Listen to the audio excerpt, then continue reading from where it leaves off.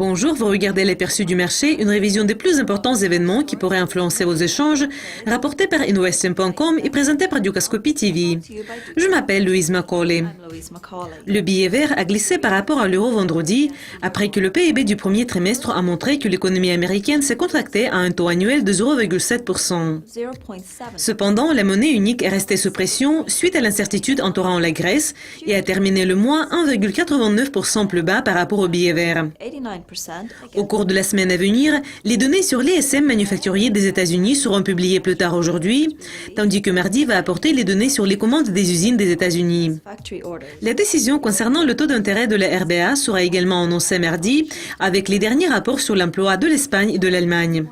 Mercredi va voir la croissance économique de l'Australie du premier trimestre, tandis que la BCE va annoncer sa décision de politique monétaire.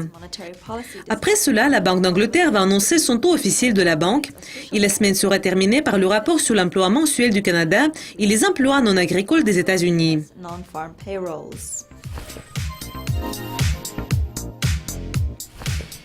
Et passons aux matières premières.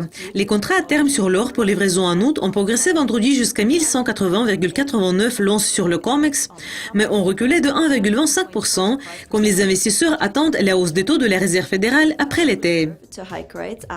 Les contrats à terme sur l'argent pour livraison en juillet ont terminé la session de vendredi 3,2 plus haut, au niveau de 16,70 l'once. Cependant, pendant toute la semaine, le prix de l'argent a reculé de 2,05%.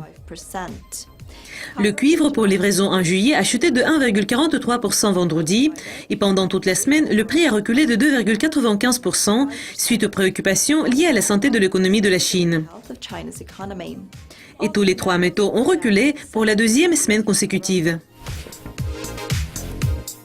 Et enfin, les contrats à terme sur le pétrole ont progressé de plus de 4% vendredi, après que les données ont montré que la semaine précédente, le nombre de plateformes de forage pétrolier aux États-Unis a chuté le plus ce mois. Sur le New York Mercantile Exchange, le pétrole brut pour livraison en juillet a bondi de 4,54%, ayant terminé la semaine au niveau de 60,30 $ le baril.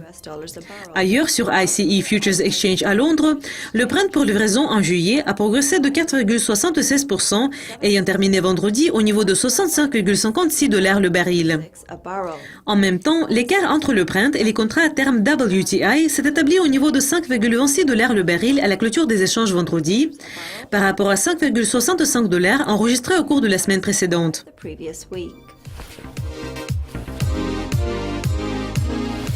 Bon, c'est tout pour l'aperçu du marché de cette semaine.